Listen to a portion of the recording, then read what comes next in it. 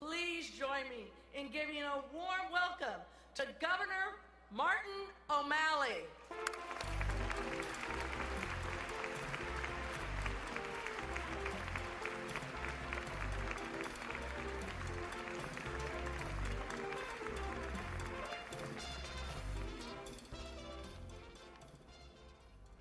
Thank you very, very much. It is wonderful to be here with all of you. And I want to say a special thank you to Janet Murguia for your kind invitation and for the ability to be with all of you here today. As many of you know, this is Janet's 10th year at the helm of the National Council of La Raza. Big round of applause for that.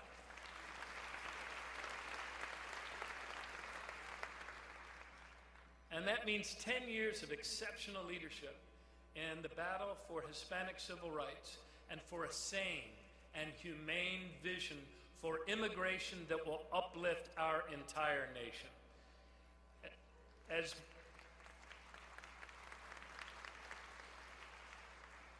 As many of you know, Janet and her family have lived one of the greatest American success stories that you will ever hear. And I had the real honor to be able to meet with her family just a few moments ago. Janet's grandparents moved to the United States to escape the Mexican Revolution. And neither her mom nor her dad made it past the 7th grade in school. But they believed in hard work, family, community, possibility, all of the things that our nation promises. Growing up, the kids in Janet's family slept dormitory style in one big room, but they also shared something else, and that was an unshakable belief in the American dream. Janet and her 6 siblings grew up to pursue college degrees and law degrees. Janet went on to work at the White House to serve as a top administrator at the University of Kansas, and of course, to lead this fine organization. One of Janet's brothers is a federal judge, and one of Janet's sisters is a judge. And that's the first time in our country's history a brother and sister have served on the federal bench. And that too is the American dream come to life.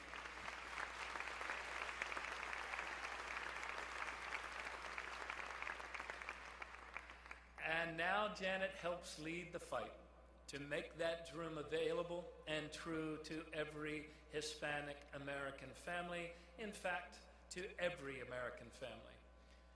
Now, of course, Janet had big shoes to fill after the 30 extraordinary years of Raul Izaguirre. He spent making this organization a national force in pursuit of Hispanic equality and opportunity.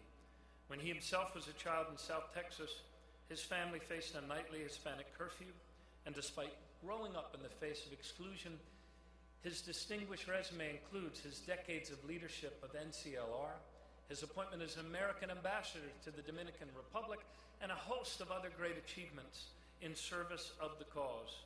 And along the way, Raul benefited from one of the most far-sighted, transformative investments that our nation has ever made in our people and the growth of our middle class. And that is when Raul went to college on the GI Bill.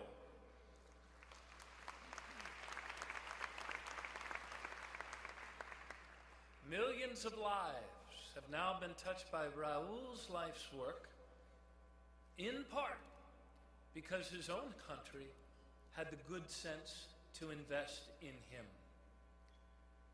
Now, I know the power of that investment personally. My dad, Tom O'Malley, went to college on the GI Bill as well. And I think it's fair to say that he went to college only because of the GI Bill. His dream was set in motion when my great-grandparents came to this country from Ireland. My great-grandfather, whose name also happened to be Martin O'Malley, had no money. His first language was not English. But the hopes and dreams that he had for his children and his grandchildren were purely American. He started from zero, just like so many new Americans from all over the world come here and start from zero. The new Americans that he worked beside risked all of their lives in the mines of Southwest Arizona to feed their families and to give their children a better future. And new Americans today often have that same experience, the same drive, the same spirit, the same love of family that builds up our country, one person and one family at a time. It is its spirit that has always made us the land of opportunity. For many years, I have very intentionally and repeatedly used in my own public service the term New Americans. The genius of our country is not so much about where you came from. It's about where you're going and where we're all going together.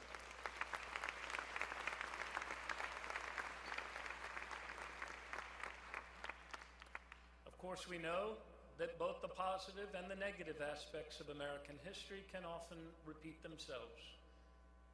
Today's new American immigrants are not the first to face the ugliness of exclusion, fear, or hate. During my service as mayor, true story, I always kept a sign from the 1890s on my desk, and it read, "Help wanted, no Irish need apply." Those signs were once very common throughout America. And for me, that sign was a daily reminder that not only were we all once strangers in a strange land, but more importantly, we are all in this together, and we must help each other if we are to succeed.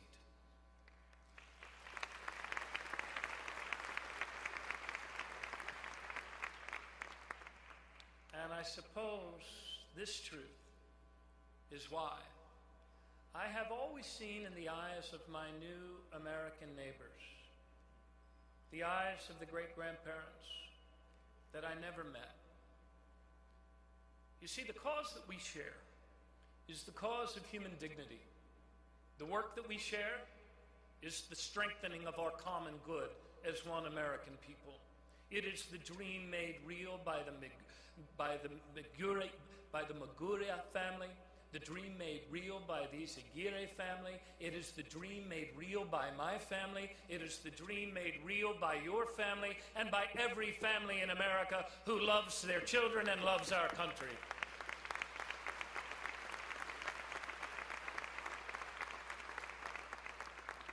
And it is the living reality of that dream that lifts us all. As governor of Maryland, I fought to make that dream real every day. How did we do this? We did this by including more of our people more fully in the economic and the social and the political life of our state. You see, in Maryland, we didn't wait for the federal government to act. We pursued our own DREAM Act to ensure that 36,000 dreamers could have access to affordable higher education.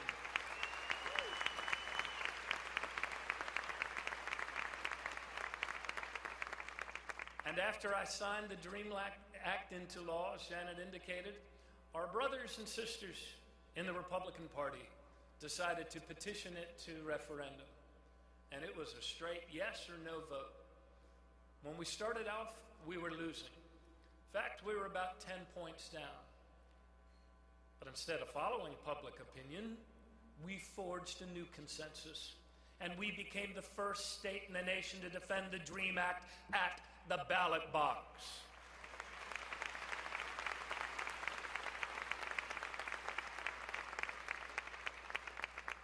After that conversation that we had around the referendum, get this, we actually won with 59% of the vote. We are a good and a compassionate and a generous people. This was not simply a victory for the Dreamers' future, though it was, but it was also a victory for Maryland's future, for the better future that all of us want for our children. In Maryland, we also expanded access to driver's licenses because people need to be able to get to work safely and obey the rules of the road.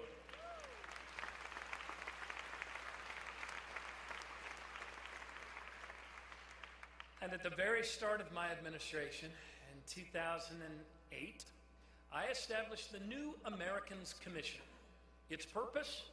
To highlight and welcome the skills that were being brought to our state by new American immigrants from countries all over the world. And that effort was helped by our first labor commission, our first labor commissioner, a name that will be familiar to all of you, Tom Perez, who is now our labor secretary for the United States of America. I regret I have but one cabinet to give to my country. During my 2 terms as governor, we actually increased government contracts to Latino businesses by 154%.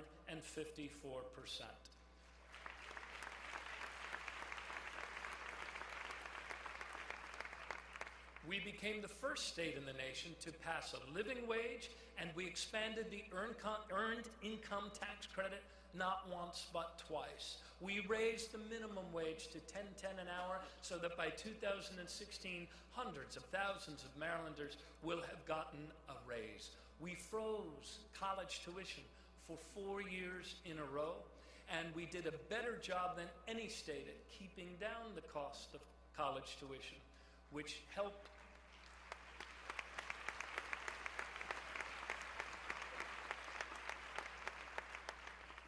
and this, of course, helped all of us, but it also particularly helped Hispanic students earn twice as many associate degrees and bachelor's degrees during my service as governor as ever before. We kept Maryland's unemployment rate among Hispanic workers down to one of the lowest in the nation. What does all of this mean? Anyone can talk about it, but we actually did it.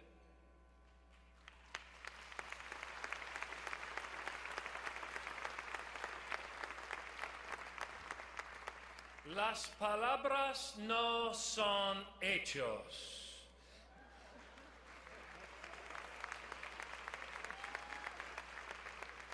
Del dicho al hecho hay mucho trecho.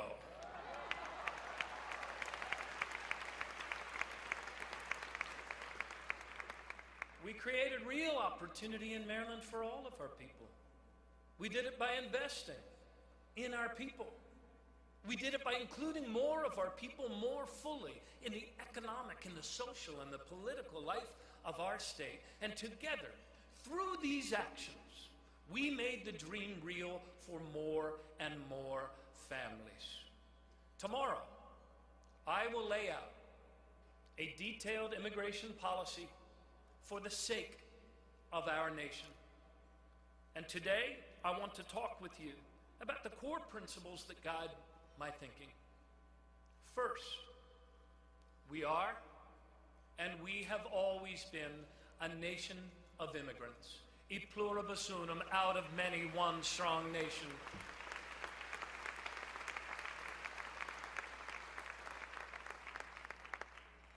Second,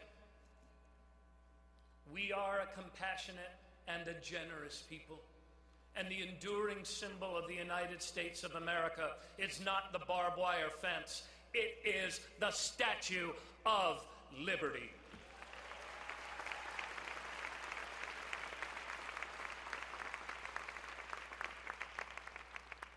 And number 3, it is in the best interest of every citizen of the United States for us to reform an immigration system that is callous, irrational, inhuman, unjust, and sells our nation short.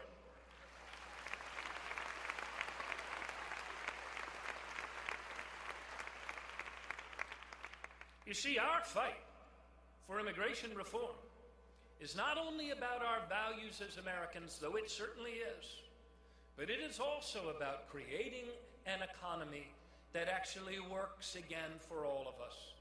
It is about bringing our neighbors out of the shadow economy and into the light of an open and inclusive economy It is about one of the most important issues affecting kitchen tables all across the United States of America, and that is taking better actions to make sure that wages go up again instead of down for all Americans.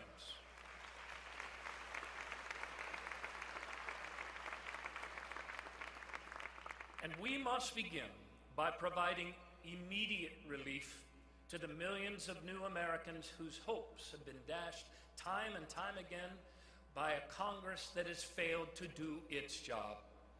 Many leaders within the Republican Party, sadly today, vilify, scapegoat, and seek every opportunity they can find to speak ill of new Americans and have fought tooth and nail against immigration reform.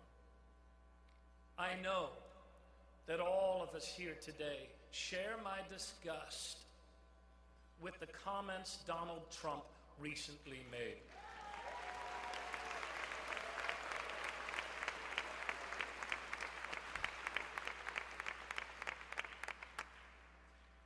The real problem isn't that the Republicans have such a hate-spewing character running for president. The problem is that it's so hard to tell him apart from many of the other candidates they have in their field.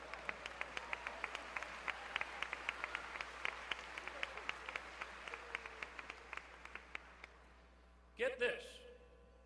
The Los Angeles Times read a headline the other day, and it read, and I quote, "Republican field divided on Donald Trump's comments about Mexican immigrants." Divided? As in, not sure he's wrong? 2 days ago,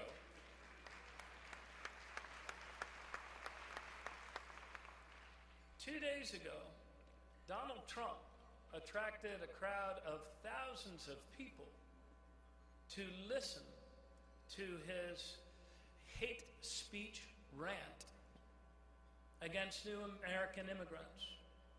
What does it say about the direction of today's Republican Party that Donald Trump calls new Americans from Mexico rapists, drug dealers, and murderers, and the best their leadership can summon up is that they're divided? There's nothing to be divided about here. If Donald Trump wants to run on a platform of demonizing immigrants, then he should go back to the 1840s and run for the nomination of the Know Nothing Party.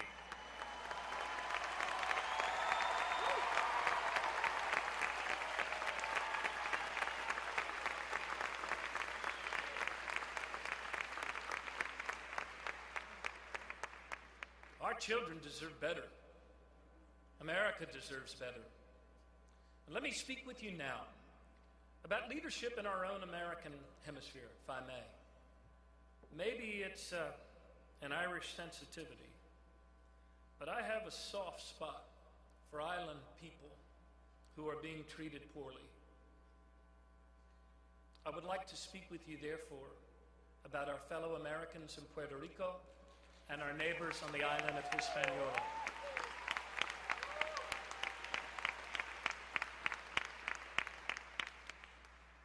Boricuas have been our fellow citizens for almost 100 years. They have contributed to our economy. They have fought and died to defend our country on battlefields around the world. But today, our fellow Americans in Puerto Rico are suffering through what may be the worst economic and fiscal crisis in the island's history. We must not let their economy collapse.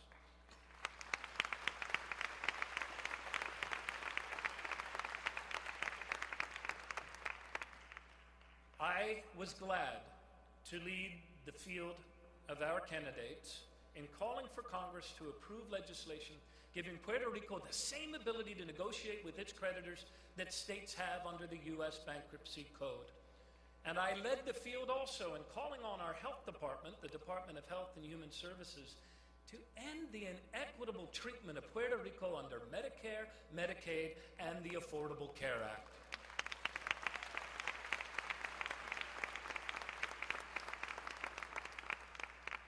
We must all demand action.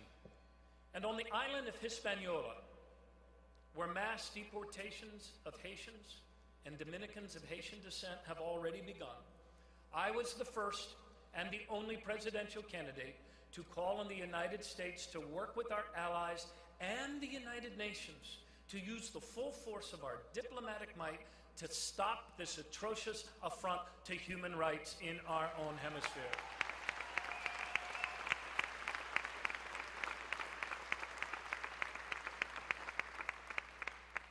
We would not tolerate the expulsion of citizens without due process based on their skin color or ethnic background, and we should not remain silent when such an injustice is being perpetrated here in our own hemisphere. Speaking up is the right thing to do, and we must all demand action.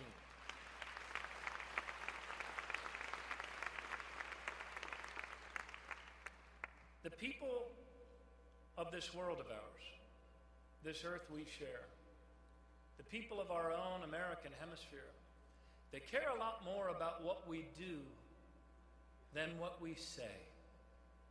And that is why I pledge to you that I will always act according to my principles and guided by our better angels. It is who I am. It is the way I have always led, and that I will always continue to serve and to lead. We are the greatest and most powerful republic ever brought forward on the face of this planet. We have literally saved the world before, and we can save our country now. We have come a long way since the depths of the recession, but a great deal of work remains. That work, the ongoing, continuing, and urgent work of including more people more fully in our economy. There are things that we need to do as Americans. We need to return to our true selves, to practice the common sense economics of our parents and grandparents. Therefore, yes, we must always raise the minimum wage, keep it above the poverty rate, and pay overtime wages for overtime work so families can get ahead.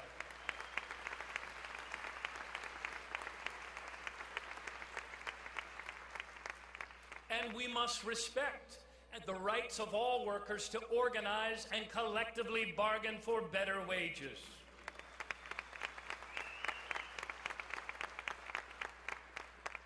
And we must send our kids to college without saddling them with a mountain of debt and college loans.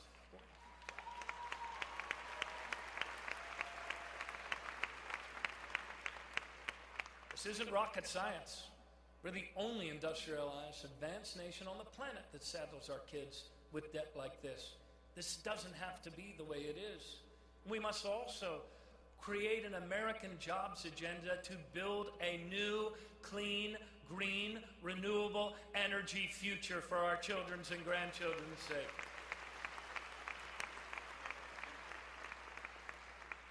And we must rebuild American cities as places of justice and opportunity for all. And we must protect the American dream from ever again being wrecked by the elite and powerful and the reckless behavior of a select few on Wall Street.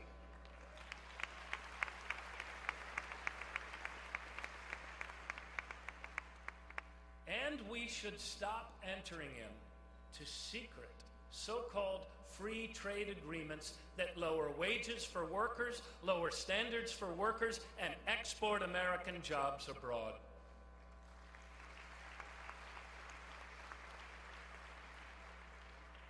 There are things we must do. There are things we can only do to build a new foreign policy of engagement and collaboration, to fund and craft and carry through on a new national security strategy of threat reduction, but all of it begins and depends upon making our own economy stronger here at home, making the dream real and true again for all families. I'd like to leave you with this final American story, true story. All of you will no doubt remember the scene last year when refugee children were streaming north from Guatemala, Honduras, and El Salvador, fleeing death at the hands of murderous drug gangs. When children arrive on our doorstep, fleeing starvation and death gangs, we cannot, as Americans, turn our backs. We cannot turn them away. Or worse, pen them up behind chain link and barbed wire in conditions that looked a lot more like things you would see at a local humane society than conditions you would see in a humane country. No. We must act like the generous, compassionate people that we have always been. When those scenes and those stories and that suffering was playing out, I stood up and I spoke out. And I said we should care for these children decently and with respect for the dignity in every single child.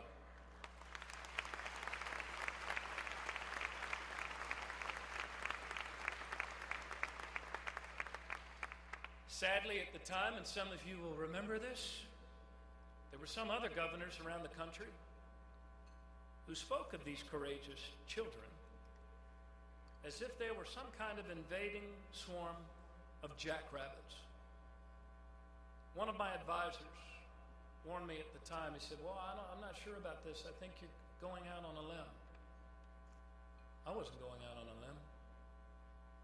I knew I was speaking truthfully to the compassion and generosity in the heart of the people of my state and the people of my country. And I was not wrong. Our people rallied. We rallied faith leaders. And we accommodated through foster care more children per capita than any other state in the United States.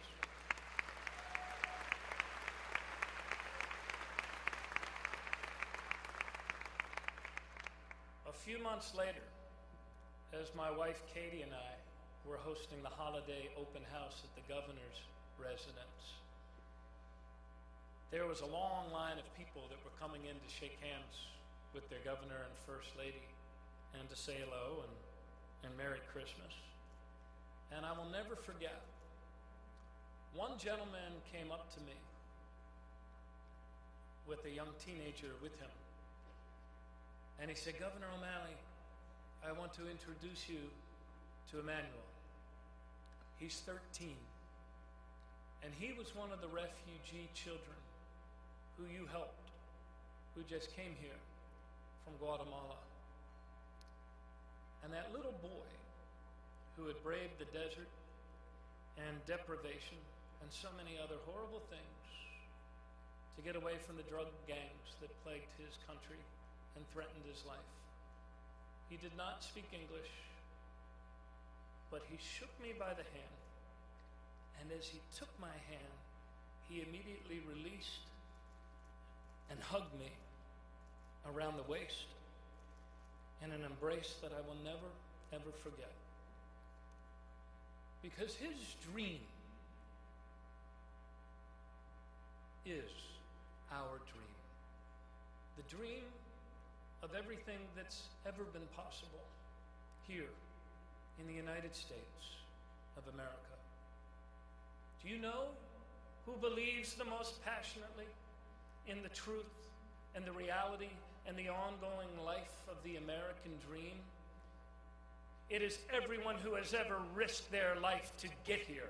That's who believes in the American dream. I believe it. You believe it. Now together, let us fight as one to make it true for all Americans. May God bless you, and may God bless the United States of America. Thank you.